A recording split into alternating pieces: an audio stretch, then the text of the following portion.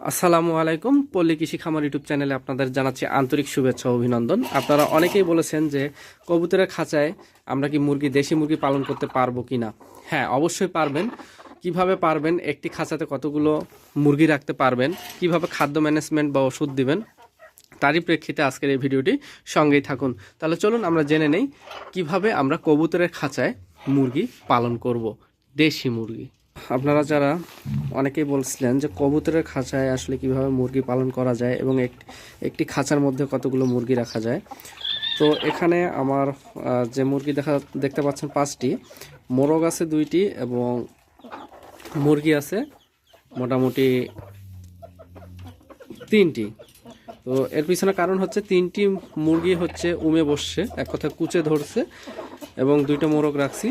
এগুলো কুচে ভাঙানো বা নষ্ট করানোর জন্য রাখা হয়েছে তাদের একসঙ্গে। হ্যাঁ, তো আমি যেভাবে মুরগি রাখি আপনাদেরকে দেখাচ্ছি। এই খাঁচার মধ্যে এই যে খাদ্য এখানে দেই এবং পানির পটটা এখন সরে রাখছি, রাতে তাদেরকে পানি দেই না।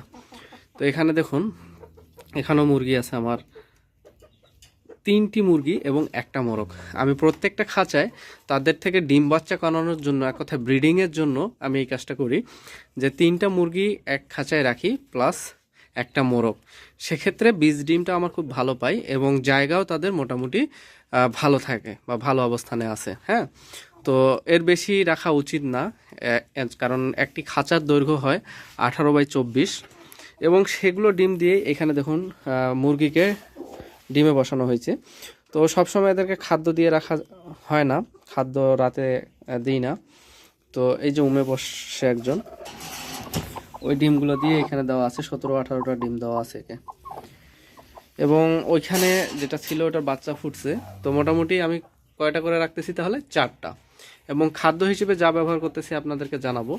এইখানে কিন্তু আপনারা দেখলেই বুঝতে পারবেন, এখানে আছে ধান এবং স্টার্টার ফিড দেওয়া আছে।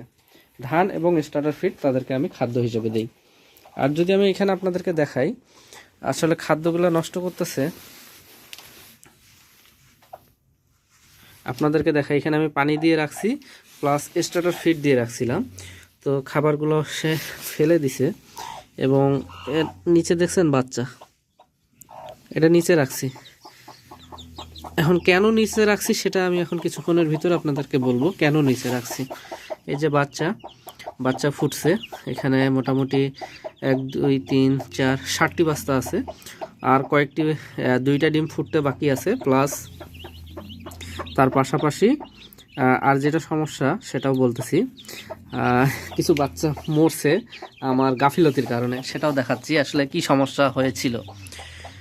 তো তারা খাদ্য খাচ্ছে, বাচ্চাগুলো খুব এক্সপার্ট হয়ে গেছে, আজকেই নামাইছি। সমস্যা হয়েছিল গিয়ে আপনাদেরকে দেখাই, এই যে এখানে ফাঁকটা ছিল, মানে নিচের যে ফাঁকটা এটা বড়, কবুতরের এটাই সমস্যা, নিচের ফাঁকটা বড় থাকায় এখানে বাচ্চাটা ঢুকে গেছিল, অর্ধেক সাইড ঢুকে 2-3টা বাচ্চা মারা গেছে।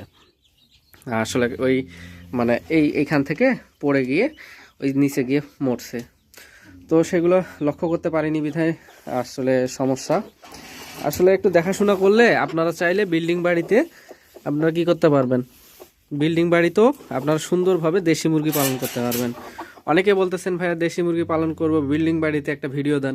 তো বিল্ডিং বাড়িতে যারা দেশি মুরগি পালন করতে চাচ্ছেন তারা আবদ্ধ অবস্থায় এইরকম কবুতরের খাঁচায় 18x24 যে খাঁচাগুলো পাওয়া যায় সেগুলোতে 3টি মুরগির পাশাপাশি একটি মোরগ রাখতে পারবেন। এবং উমে ভাঙানোর জন্য 2টি মোরগ রাখবেন, পাশাপাশি 2-3টা মুরগি যা হোক, উমে যারা ধরবে বা কুচে আসবে তাদের কুচ ভাঙানোর জন্য যথেষ্ট। তাহলে কয়দিন লাগবে এখানে কুচ ভাঙতে? 3 থেকে 5 দিন সময় লাগে। অলরেডি ওইটা এবং ওইটা, ওই 2টা 3 দিন হয়ে গেছে। তো আজও মোটামুটি কুচ ভাঙে গেছে, একজনের একটু আছে।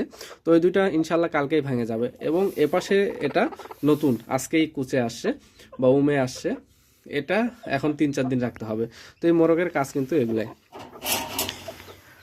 আর খাদ্য হিসেবে যেটা দেই, খুদ দেই, ধান দেই, স্টার্টার ফিডটা দেই এবং পাশাপাশি মাঝে মধ্যে লবণ পানি দেই। মাল্টিভিটামিন নিয়ে আসা আছে, রেনা WS বা অ্যামাইনোভেট প্লাস, ওগুলোও মাঝে মধ্যে দেই। তাছাড়া ঘাস দেই, মাঝে মধ্যে শাকসবজি তাদের খেতে দেই। এভাবে ইয়া করি। আর ঠোকরা ঠুকরির জন্য ব্যবহার করি লবণ পানি, যাতে তারা ঠোকরা ঠুকরি না করে। এই জন্য আমি খাঁচায় মানে খাঁচায় মুরগি পালন এভাবেই করতেছি।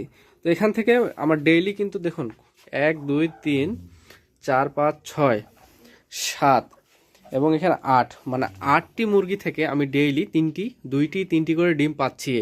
কিন্তু দেখুন একটা বাচ্চা বসে আছে, মানে বাচ্চা নিয়ে আছে, এই পাশে একটা উমে বসছে, মানে দুইটাকে উমে বসাইছি। এবং এইখানে আছে তাহলে কয়টা, 3টা, ওই পাশে 3টা, 6টার মধ্যে আমি ডেইলি প্রত্যেক দিন 2টা অথবা 3টা করে ডিম পাচ্ছি। তার ভিতর 3টা কুচে এবং উমে গেছে, এখানে এখন ধরতে হবে 3টার মধ্যে কোনোদিন 3টা ডিম পাচ্ছি, কোনোদিন 2টা ডিম পাচ্ছি। আবার এগুলার ডিম যখন শেষ হবে, কুচে আসবে, এগুলো তখন আবার ডিম পারবে, কারণ কুচে ভাঙা 10-12 দিন বা 15 দিনের মধ্যে আবারও তারা ডিম শুরু করবে।